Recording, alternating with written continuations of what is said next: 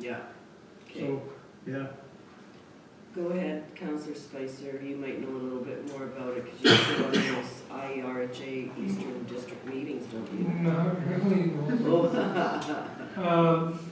No, I think it's worthwhile. It's a good point, like how do you come up with this number that was requested? I think if I remember reading it correctly, this is mostly volunteer drivers, right? And they're just covering the costs. So I just did the math, so if we gave the $2,000 and it was 40 trips, that's $50 a trip, which is probably the price of the gas. Now, as for their thought that it's going to increase, well, let's see it increase and then we'll think about it then, Yeah. but, right? and I agree, like, that's probably the price of the gas, but, wear and tear on the, the vehicle that they're using, that has to, These are Well, they're volunteers, and they receive, don't they? they receive a per diem or a allowance, travel allowance or a kilometer For their for vehicles? their vehicles. Yeah. Okay, Go ahead, Councillor Strange. Do the residents pay anything for this, or is this a free Yes. service? There is a small fee. Small that says- fee. Small thing, so they're But, getting, I agree with the amount that was in the resolution. Yeah. Okay. Anybody else? Okay, if we didn't read the resolution, we would bring it forward. Resolve council approve the following 2025 grant request. East Beaches Resource Center Transportation Program, 2025, $2,000. Can I have a mover, please? Councillor Sutherland, Councillor Spicer, second. Any further discussion? Hearing and seeing none, call the question. All those in favor? Opposed? Carried. Okay. Down to number 8 on our agenda, which is bylaws. Yes, Madam Mayor, we had read this bylaw for the closing of the municipal road, but we needed it to get the proper legal description and had to send it to get it surveyed into a proper legal description and in discussions with our lawyer. And so since then we have received that, and this is coming forward for second and third reading. Okay. So resolve bylaw 9 of 2024 being a bylaw of the Armstrong Covenants to close a municipal road as amended be given second reading. Can I have a mover, please? Councillor Bezalowicz, second. Councillor Strang. Further discussion? Hearing and seeing none, call the question. All those in favor? Opposed? Carried.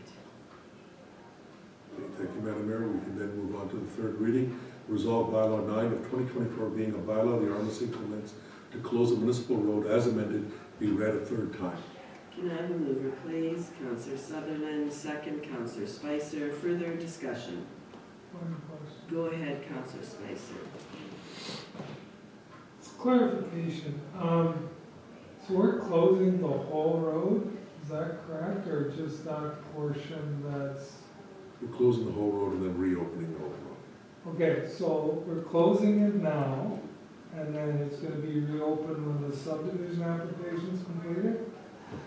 What happens with the time interval in between that? We are covering that. We had already talked to legal about that. Perfect, thank you.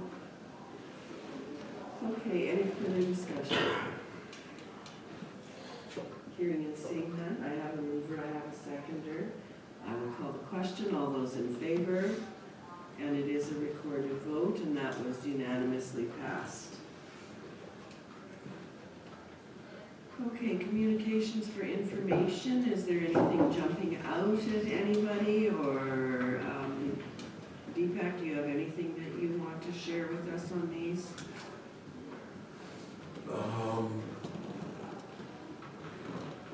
Nothing specific that I have as part of this. There are, as I recall, I went through these and I don't have anything specific. Go ahead, Councillor Spicer. 921. If you've got some time to take a look at this investment strategy, it's quite lengthy. and somewhat convoluted. Yes. But it does have the blue bridge on it. Yeah, I was having trouble finding the roundabout. at Lockport. I did not see it. Neither did I. I've looked through it a couple of times, keep thinking it's gonna be leading something else, but I can't seem to find the roundabout. Did I ever ask? Yeah. You got missed. That's probably legitimate, yes. We should. Yeah, because that's been in the works for quite some time and, Well, that's an integral part of that whole revamp, that whole, Well, yeah, it's not really the it's not only the roundabout, Right. it's the piece of road to the dam there too, right? Piece of road to the dam, as well as sidewalks and walkability Yeah, all and walkability. connectivity to the new bridge. Yep. And connectivity to the trail system with St. Andrews. Do you need a resolution to send a letter? I'll make inquiries. Okay, go ahead, Councillor Strang. 9.5.2, the spring seedlings, are those just for our municipality to plant? That's through the Yes, watershed district? yes. yes, well, the RM and you wanted to contact the RMs to see if they wanted any in the beginning, and then they're just gonna open it up to anyone in the district, so I think it's 9,300 seedlings is what they're getting in total. So is our RM taking any? I plan to ask for as many tree seedlings as I can get. I'm recommending we start planting them, especially even along here at the we need some, 59 and our activity, our East Selkirk Rec Center, so that we can sort of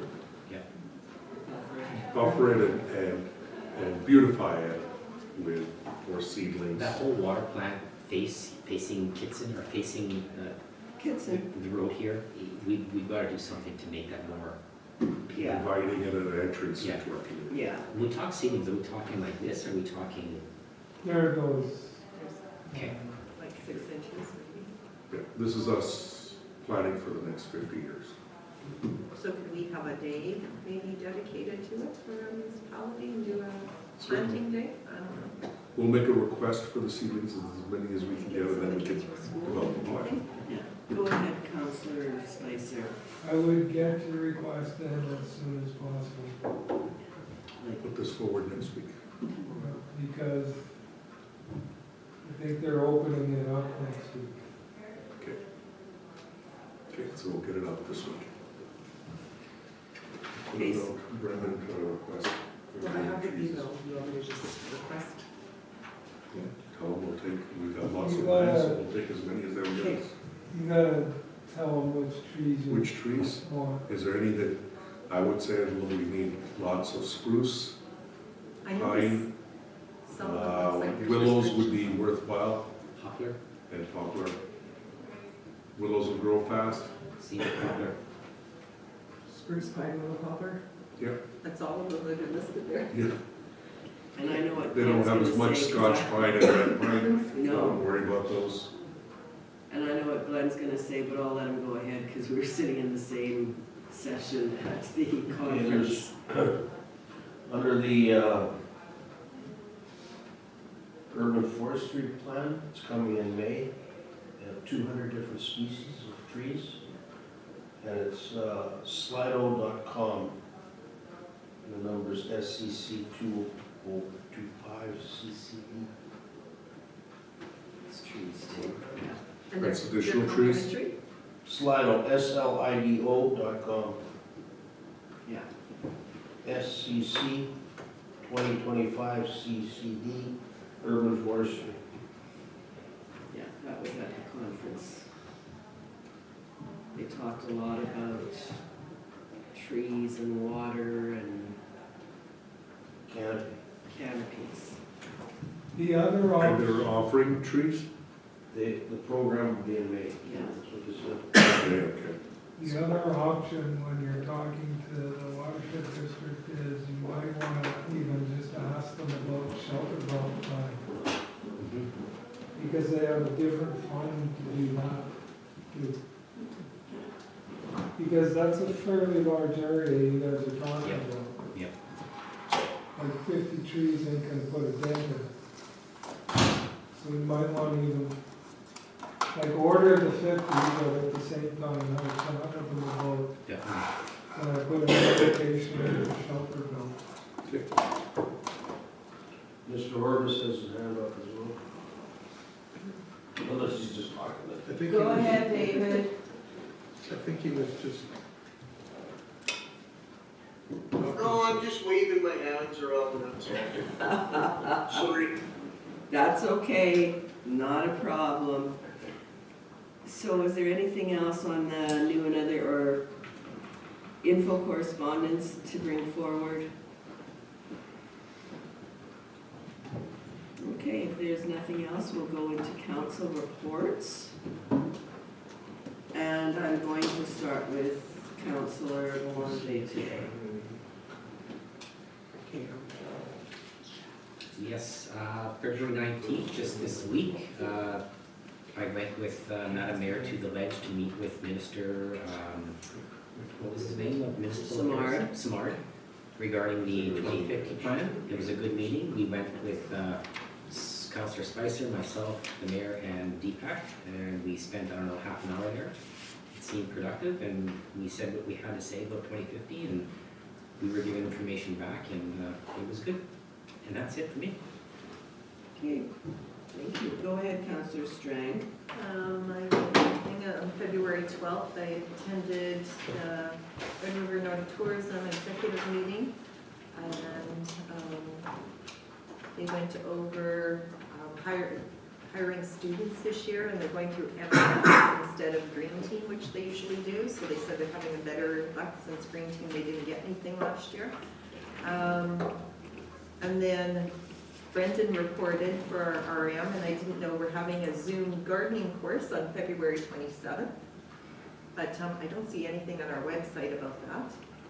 I went and looked, and he mentioned about the naming rights for our South St. Clements Activity Center, our March 1st fishing derby, and they'll learn to ice fish on February 15th, which already happened, and that was through the Beaches of 59. And then they spoke about we were getting stuff prepped for the AGM, and this year this is Red River North AGM, and they're having the trade show, and this year they're going to try having it on a Saturday just to see what if they have a different amount of people show up in that. One thing I did make a comment is because I know the mayor and I went last year and the building was very cold, so I said, can you have some hot coffee or whatever, turn the heat on, because it was very cold at the hall where they had it, so. And other than that, that's the only thing I, from the last meeting. Go ahead, Councillor Sutherland. Yeah, I'd like to report that I have nothing to report. Go This ahead. is thorough. Yeah, that's right. Go ahead, Councillor Bazarowicz. February 9th through 15th, that is at Sustainable Communities Conference in Fredericton. There's lots on Native history, residential schools, presentation on Rupert's Land from John A. MacDonald. They spoke of Native slaves, women and children that were bought, sold, and traded. Locations of cemeteries and such. Tree canopies, 2012 to 22, 100,000 trees planted in Montreal at 175 different schoolyards with a 95% survival rate. And we talked about the funding in that already. Spoke on trails, walking tours. They made use of the old train bridge in Fredericton. It goes from one side of the river to the other, from the conference center to a microbrewery,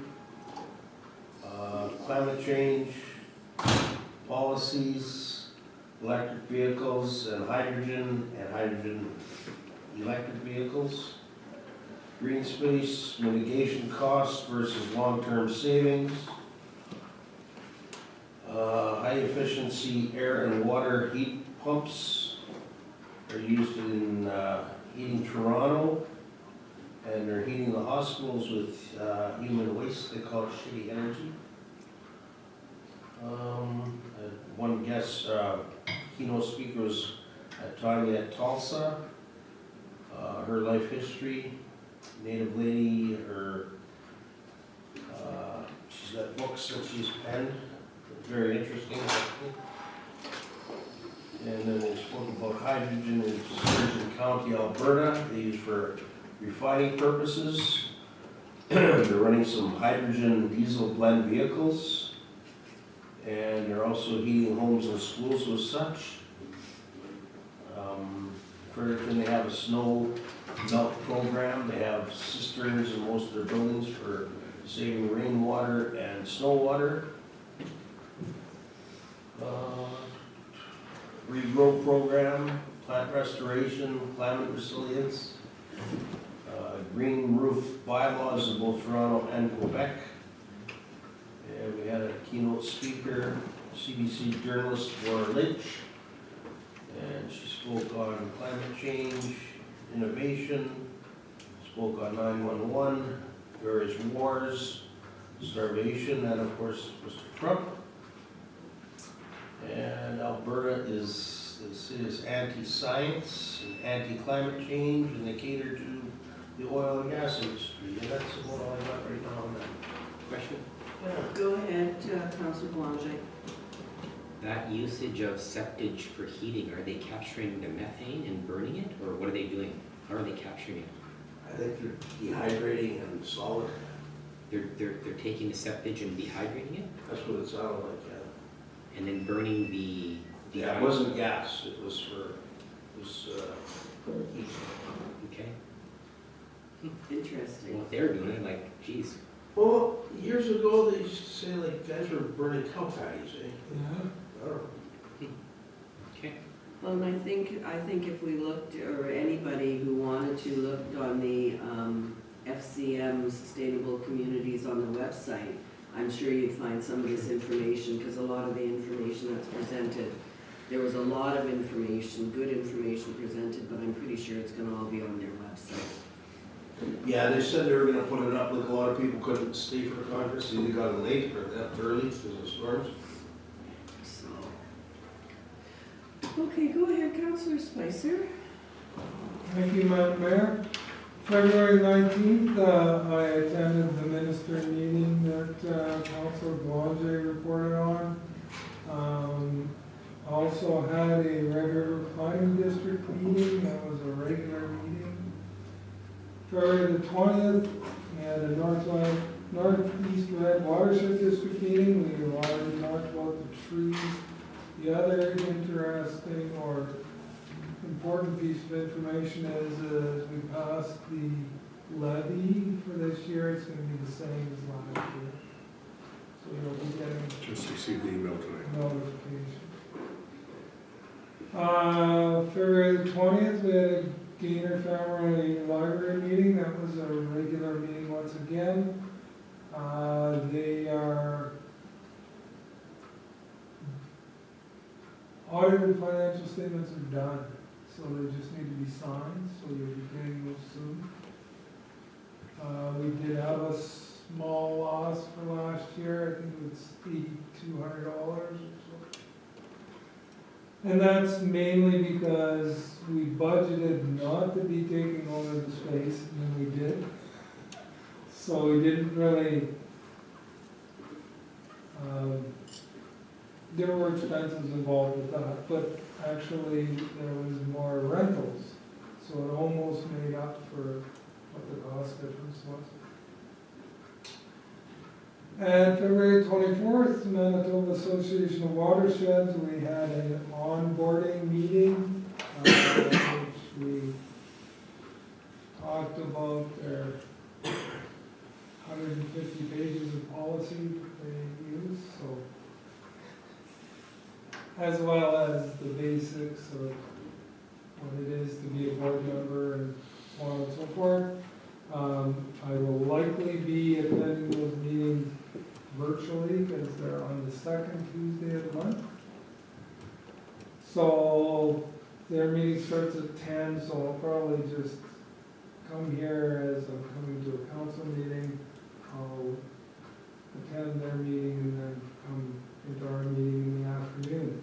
Unless you guys get done a lot quicker because I'm not here. Well, I guess the only question I have is I'm kind of wondering why they would have chosen the second Tuesday, because a lot of the municipalities in the area do have their council meetings on the second Tuesday. Well, there's 14 people on the board and 13 of them were fine with it. Really? Who's the 14th? Rob, did you have another question? Yeah, just regarding the library, are they waiting to make the actual move into the new space or start renovating the new space until the agreement is signed, or has that process already been put in motion? They do have a fundraising committee. There is really, they're planning, but they're kind of in limbo until probably the budget comes out for the province, because they're hoping to get some, right now there is no library funding for capital. So they're hoping for and pushing for some type of an announcement that would assist in moving it forward. But yes, they would prefer to have the agreement signed too before they start fundraising, because I mean, that's a selling point, right? Is that the municipalities are in and we've contributed our amounts. So nothing's happened yet, it's all just, yeah, Yeah. okay. Okay. Any other questions? Thanks. Thank you for that. Councillor Horvis, did you have anything that you had for a committee report? No, nothing since the last time we reported, nothing. Thank you. Okay, I don't have very much either. Of course, I wasn't here for the regular meeting, so I had on here the ARM meeting in Springfield, which I found was very interesting, and we all got that information, I believe.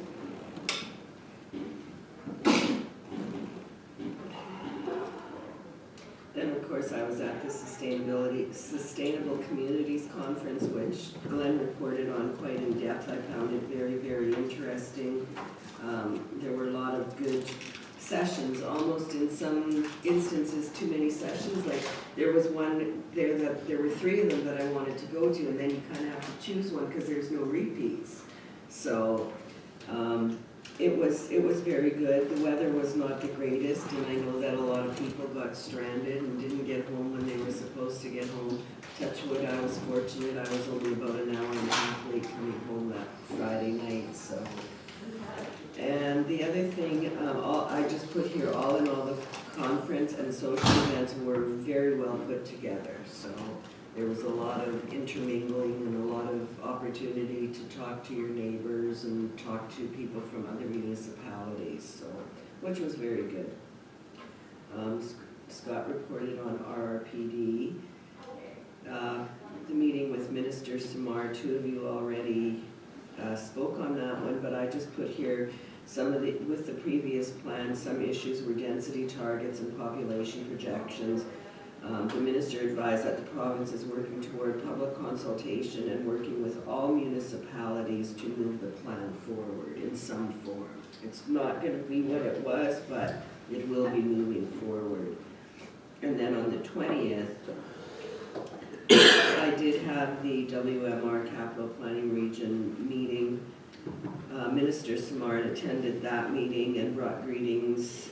He also had his deputy minister and staff with him, and he again emphasized that this is the start of the reset of the plan. It's not a new plan, it's the reset of the old plan.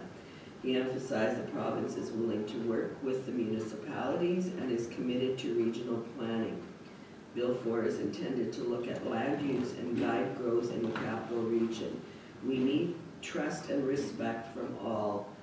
We are not starting from scratch, is what he said. So, go ahead, Rob. One of the comments the ADM made in that meeting, which I found interesting, maybe I should have known this, but maybe you guys do. And he mentioned that as we were talking about the opting in and opting out piece, Yeah, he mentioned that membership or joining in was mandatory. And that you can say you're opting out, but you're in. It's mandatory. Did he not say that? He said that if you were identified on the original, you're in automatically, you have to opt out. That's what I'm getting. And if you're in, you have to stay in for 10 years or 12. 10. Okay.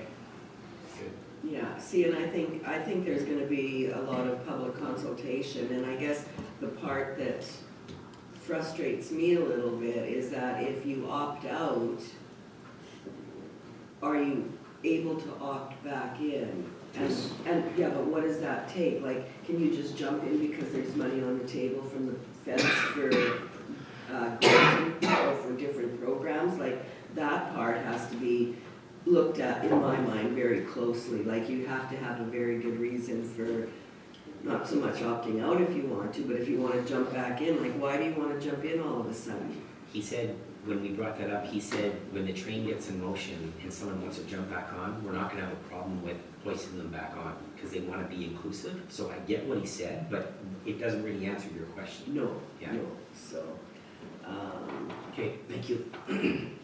yeah, and that was all on that. And then on Friday, Deepak and I had a meeting with Business View magazine, and they had done an article a while back, probably about 3 years, on our municipality.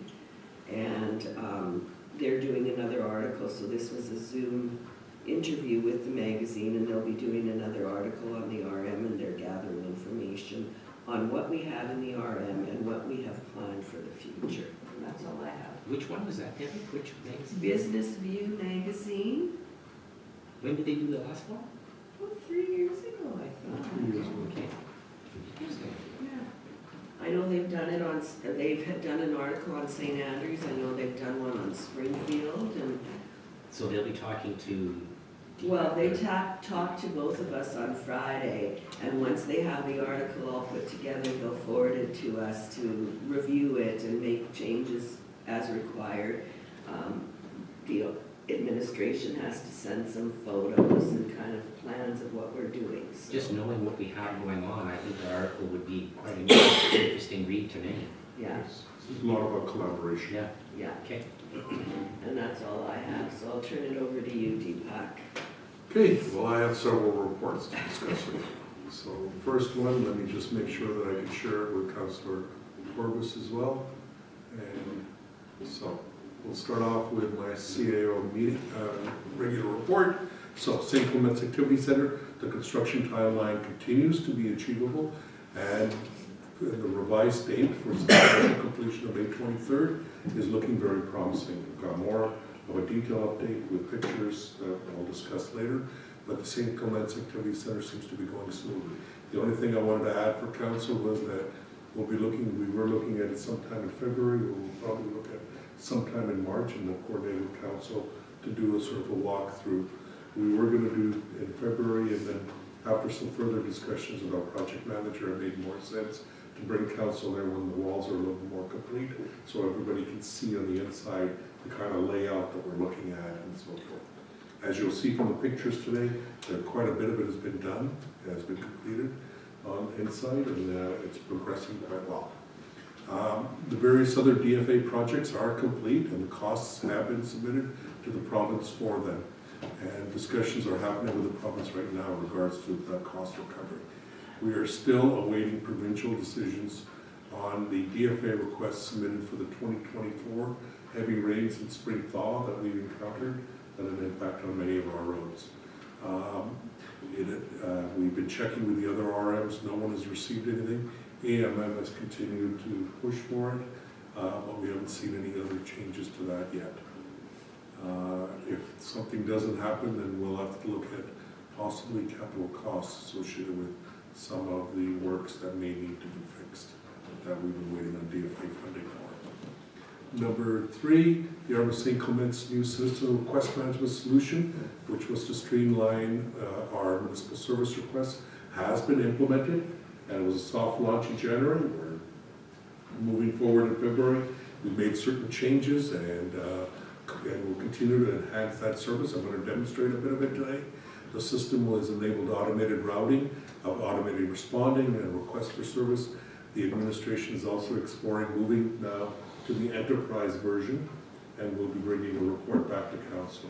I strongly feel that now that we know how it's working, the enterprise solution will be much better because it gives you the mobile app as part of it, so our residents will be able to download the app and they'll be able to make requests anywhere, especially if you're driving or you're at a specific location. It'll also integrate with our own GIS in a much more effective manner, and then we'll have more detailed interactive maps that go along with it. It also allows you to do better reporting so that we can be more transparent by providing more and more reports. You'll see one of the reports that I provided today, and there are more and more of those types of reports, but to create a full package with graphs and so forth is really worthwhile if we move forward. A formal communication and rollout plan will begin throughout March as well. A training video has already been put on our website that shows people how to fill out the forms and so forth, and we're pushing that. And we'll continue to enhance on the statistical updates that I'm talking about, so it'll become more and more transparent on these types of service requests. As you'll see today, we can track a lot of relevant information. Also, the Arm of St. Clement's has begun a new communications plan to utilize the technology by providing the cutting-edge communications that I've been talking about, by using artificial intelligence in multimodal type communications, and we are moving more and more towards that. As identified last month, through the coming months, we will begin to focus on additional video and audio tools to provide information that is accessible to all our residents. And next is that we have started the redesign and refresh the website. There's been a couple of delays, and we're anticipating that we will probably still be very close to February, but I think it's Thursday that Marissa will be going through the sample website that's been created, and then I'll review that with her, and then I still want council to see it before we go fully live, just in case you are surprised by something that's there you don't like. We expect the launch, so will be in March, with a more detailed report will be provided for council now. A communication campaign for this launch is also being developed. So, protected services update. Recent information has been received, and this is some good news from IERHA regarding reimbursements for lift assists. Thought I'd catch your attention, Councillor, because now we finally got the information back from them, and we're still awaiting to submit billing, but they've agreed to take the last 6 months. Unfortunately, not the best timing for the last 6 months, because the majority of our lifts were before the last 6 months. They happened more in the summer. But we did have 7 of the 27 lifts done in 2024 in the last 6 months, and we'll be making the reimbursement at $400 per lift that's been. And so that means next year, if we're at the same level, that's a significant amount of dollars coming towards us that we can then put back into our fire paramedics, or fire services. Sorry, for previous life slipping through there. It was costing us about 80 grand a year. Yeah, so we're not getting anything back close to it, but at least we're getting something back. So, a summary of the activities for January: emergency response calls, Narrow had 5, East Beaches had 1, and East Selkirk Fire Department had 6. Animal control, we had 7 complaints, 6 cautions were issued, 2 patrols were conducted, 2 dogs at large, and 5 barking complaints. For the total fire department reporting, we have the overall combined, we had 1 structural fire, 5 motor vehicle collisions, 1 chimney, fire alarms, and investigation, and 1 miscellaneous. We also have provided statistics for each of the fire halls, as we've done in the past.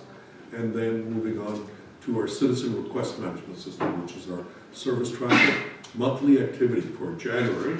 So this will continue to expand. I'll show you a little bit on the screen what I'm looking at doing in the future. I didn't want to put that publicly because a lot of that is the way it shows previous months, and since we don't have previous data, it kind of skews the number and what it looks like. So our monthly activity, this is interesting, is that we had 113 requests for services in January, but we had 236 inputs into our system. That's important to recognize. So not only is it that the request for service, but then our staff are putting in the notes and information that we need. So that's where the activity comes in. We're seeing double the activity, so we're getting notes and information that are dealing with it as to what's happening, how we're reacting to these service requests. And so I provided the 2 reports today for review. So the first one I'll come back to, and sorry, I just lost this, and so I'll come back to the service request first. And what I'll do is, first of all, share that, and then I'll expand it so that it's large enough for everyone to see. And so what you can see is there's 3 major districts in this right now, for the moment. The 3 districts are 1, which is not really a district, it's administration, and this is what I had identified for council, where we are now tracking any of the meeting requests, or sorry, the results of our agenda management.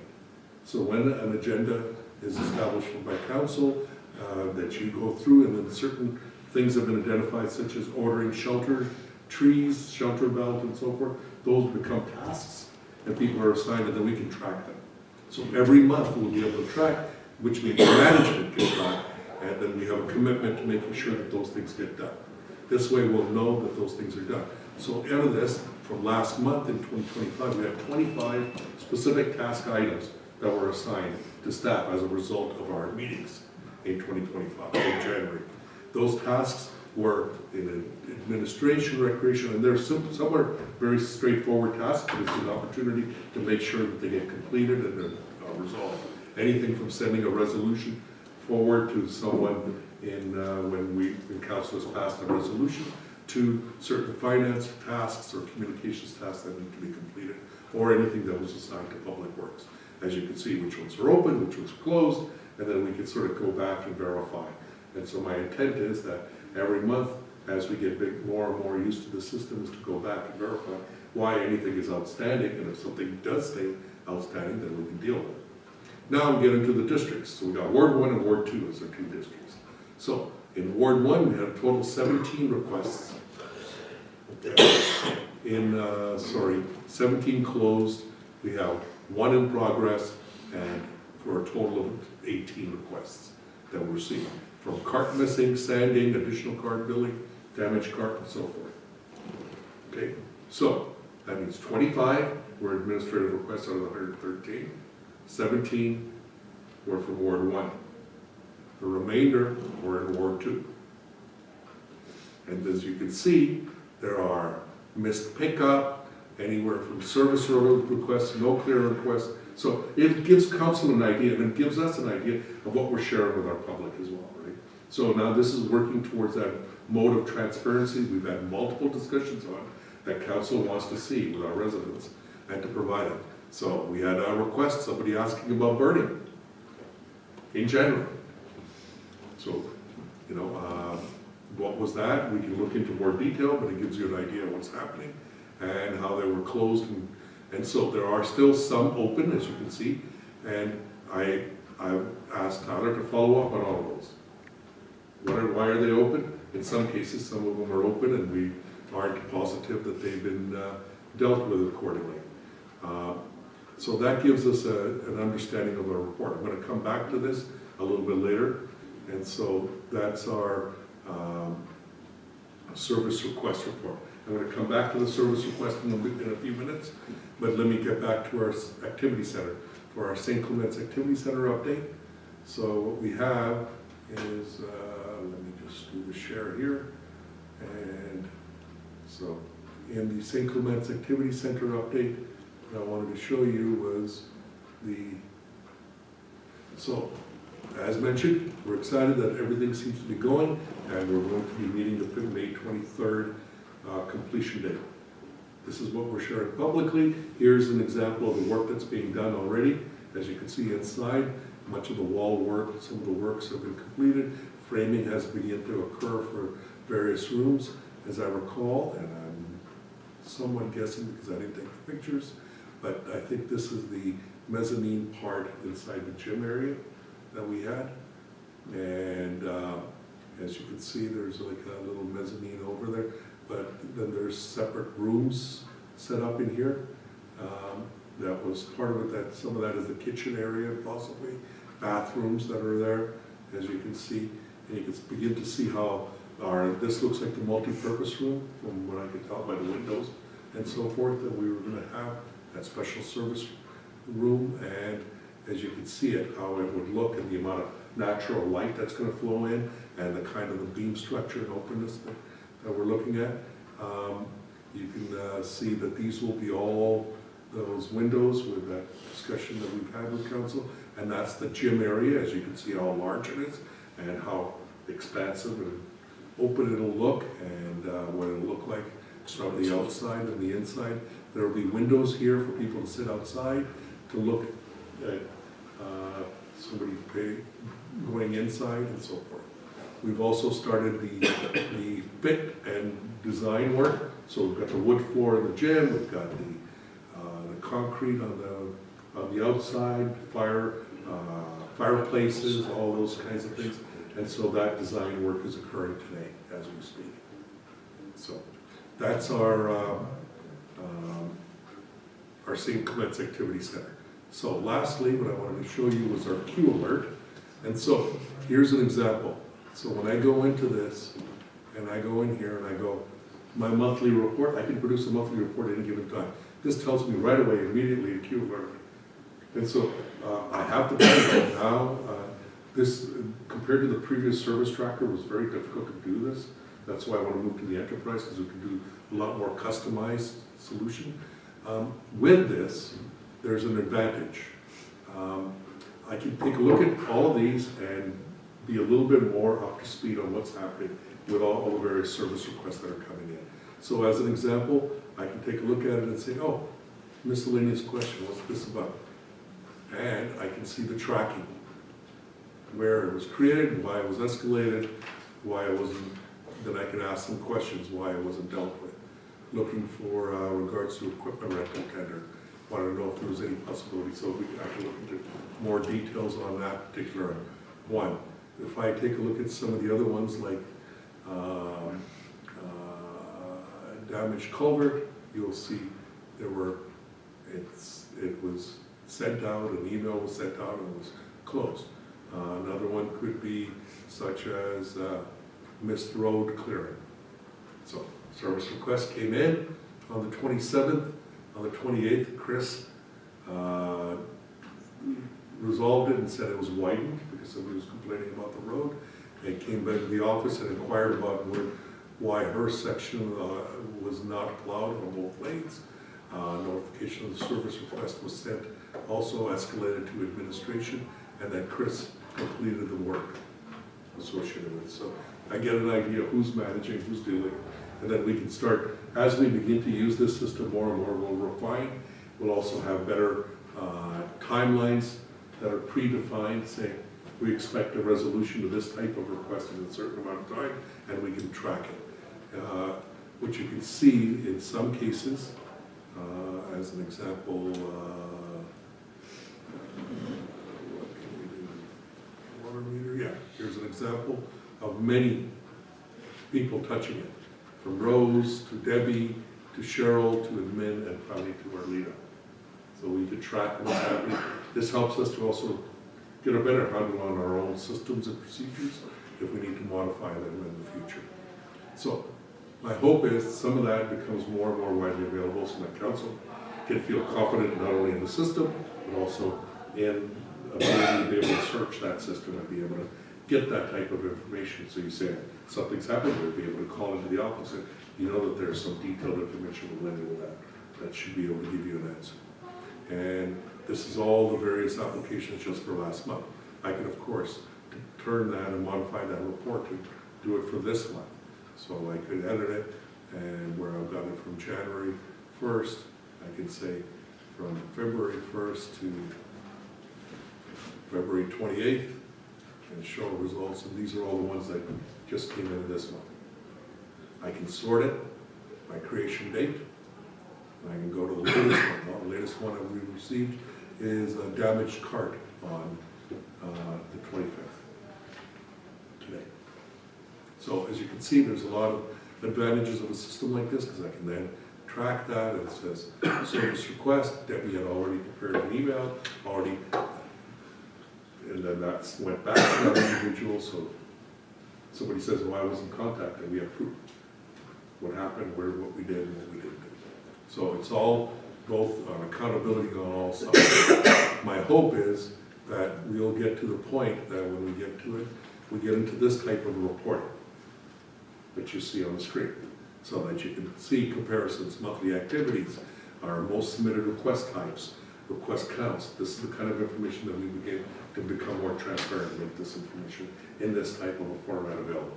Obviously, that's going to take some time because we have to have data in the system to show and do the comparisons. We're starting to put that data in starting January. Okay, so that covers our sort of service tracker and how we're expanding it. The advantage of the enterprise is significant. Another component of the enterprise that we're looking at is a negotiation that we're looking at doing with them, so I'll discuss with you in camera because it's financial based. So on that, I've finished my report, Madam Mayor. Thank you for that. If there are any questions, go ahead at this point. Question I have is in camera, so I'll ask it then. Okay, perfect. That works too. Heather, do you have anything you would like to share with us this afternoon?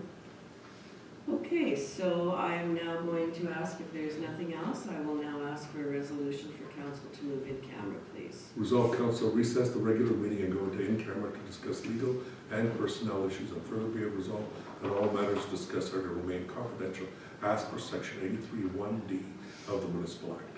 Can I have a mover, please? Councillor Strang, Councillor Sutherland seconds. Any further discussion? Hearing and seeing none, call the question. All those in favor? Opposed? Carried. Can we take?